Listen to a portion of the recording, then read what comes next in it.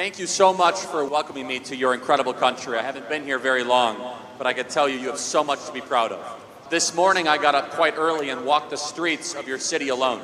I didn't even have to think about where I was going because anywhere I went, I knew it would be perfectly clean and safe. A lot of American cities are not like that, and they need to keep Seoul clean and orderly. When I started Turning Point USA 13 years ago, I was only thinking about my own country.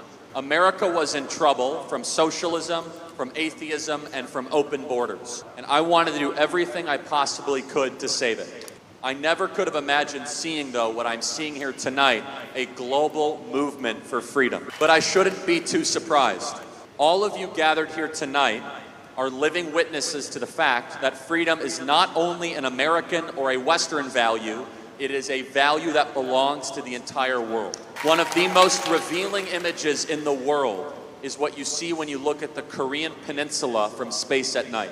As you know, you'll see two completely different things. If you look from space, you'll see in the north, you'll see total darkness over almost half the entire country. We all know what that darkness represents. It represents poverty, it represents misery, it represents slavery, and it represents despair.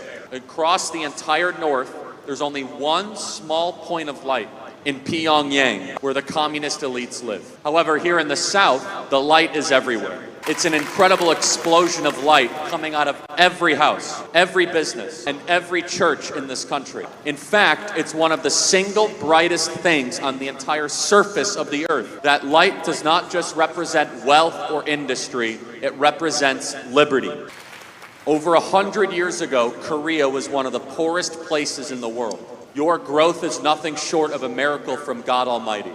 Today, the Korean people have built a free, rich, beautiful country that is now a beacon to the entire world. I like studying history. Before I came over, I wanted to learn everything I could about the alliance between our two great countries. I wish our leaders spoke more about this alliance between America and South Korea, because it turns out we have had an amazing, incredible partnership. My country has a lot of things to be proud of, but I'm looking in this room at one of the greatest accomplishments that America ever achieved. 75 years ago, communists attacked this great nation. They wanted to conquer and enslave you. Korea was totally isolated with nowhere to turn, to nothing to gain and nothing to receive. After a bloody war of our own, America stepped up and fought for Korean independence. This is what makes America an exceptional nation. We didn't do it for territory or money or to get power. We came here to protect this nation from slavery.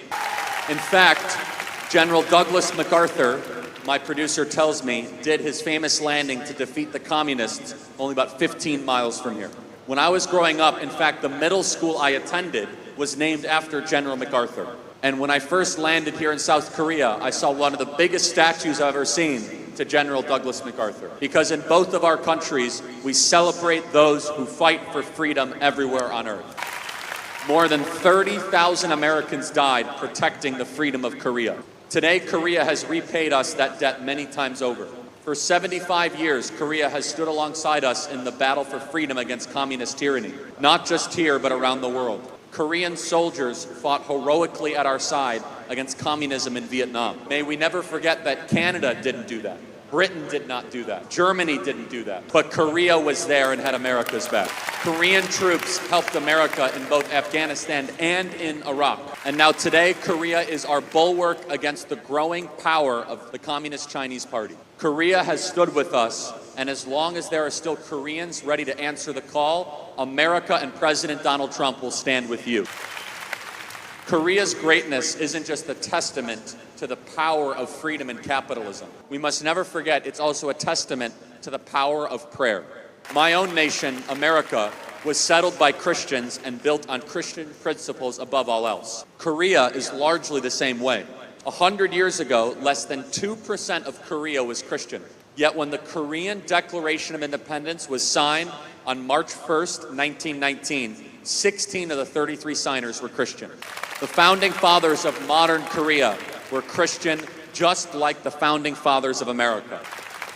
Christianity has always been linked to the global cause of human liberty. So it should be no surprise that Korea is one of the most Christian places in Asia. And it's also no surprise this country's greatest enemies in China and North Korea are the most anti-religious regimes on the planet. It's no surprise that they hate this beautiful country and they want to destroy it. I saw this vividly yesterday at the DMZ. The people of this country must remain vigilant every day to protect your freedom and your faith from the evildoers who would destroy it. But all of us know that there are threats to liberty that don't come from other countries. Every free society is only one generation away from destroying itself. In America, we came within inches of destruction during the presidency of Joe Biden. He gave us open borders. He sided with violent criminals over law-abiding citizens. He tried to throw Donald Trump and hundreds of his supporters in prison. He tried to turn America from a free country into a colony of the worldwide globalist regime. And it's only by a miracle from God and a few inches that Donald Trump was not shot and killed on July 13th. And never forget the words that he said when he came up after being shot in the ear. Fight, fight, fight. Fight, fight, fight.